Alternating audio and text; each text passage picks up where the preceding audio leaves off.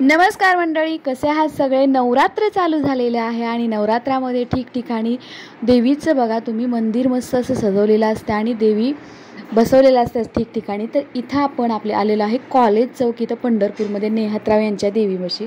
तर बघूया असं कॉलेज चौकामध्ये रोडवरच ही देवी असं बसवलेली असते एका साईडला, पण खूप छान असं दरवर्षी याचं डेकोरेशन असतं। मागच्या वर्षी सुद्धा मी हा व्हिडिओ तुमच्यासोबत शेअर केलेला आहे, ते सुद्धा डेकोरेशन थोडंसं वेगळं होतं। या वर्षीचं डेकोरेशन जे आहे ते म्हणजे महादेवाचं डेकोरेशन आहे आणि उज्जैन महाकाली तिकडचं जे मंदिर आहे तसा देखावा इथं पंढरपूरमध्ये अवतरलेला आहे। तर हे आहे नेहातराव यांची महालक्ष्मी। इथं दरवर्षी मस्त असे देखावे सुद्धा होतात आणि कार्यक्रम सुद्धा मस्त असे असतात। यांच्या देवीच्या नवरात्रामध्ये मस्त असे कार्यक्रम असतात। सजावट तर अगदी भन्नाट बघायसारखी असते। अख्ख्या पंढरपुरामध्ये ही एकच देवी अशी मस्त असते बघण्यासारखी, किंवा डेकोरेशन कार्यक्रम मस्त असतात। तर आपण इथं देवीचं दर्शन घेण्यासाठी आलेलो आहे। तर पाहूयात, चला आपण देवीचं मस्त असं दर्शन, आतमधलं सुद्धा डेकोरेशन मी तुमच्यासोबत शेअर करते। सहजच पंढरपूरमध्ये खाली गेल्यानंतर गावामध्ये तर येता येता पाहिलं की गर्दी कमी होती, तर चला म्हटलं, खूप गर्दी असते रोज पण, आणि कार्यक्रमसुद्धा यांचे खूप छान छान असतात। अगदी घरोघरी पत्रिका देऊन याने आमंत्रण देतात आपल्या या कार्यक्रमाचं। तर बघा इथं मस्त असं देवीचं महादेवाचं, म्हणजे इथं उज्जैन महाकालीचं ते मंदिर आहे महादेवाचं उज्जैनचं, तर ते मंदिर इथं पंढरपूरमध्ये अवतरलेलं आहे।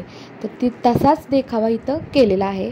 तर रांगेमध्ये आपण उभारलेलो आहे, तरी साईडचं सुद्धा मी डेकोरेशन तुमच्यासोबत दाखवते, शेअर करते। आणि हो, चॅनेलवर नवीन असेल तर चॅनेलला सबस्क्राईब करायला मात्र विसरू नका बरं का।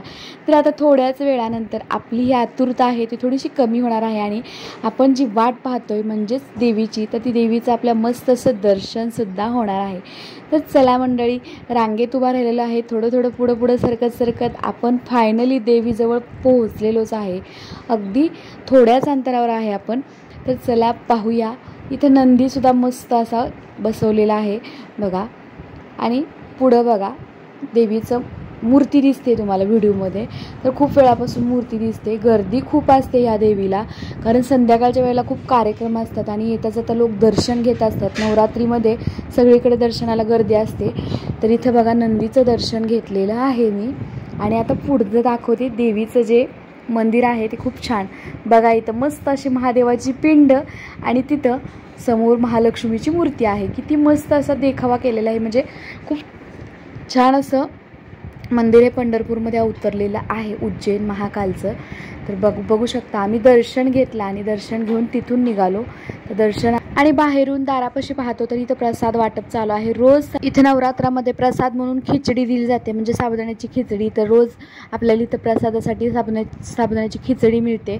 तर खूप छान असं मंदिर अवतरलेलं आहे, खूप छान असा मंदिराचा देखावा तयार केलेला आहे। कसा वाटला माझा ब्लॉग कमेंट करून नक्की सांगा। आणि हो, ही महालक्ष्मीच्या मूर्तीचं दर्शन घ्यायला विसरू नका। चला मंडळी, पुन्हा भेटूया, तोपर्यंत टाटा बाय।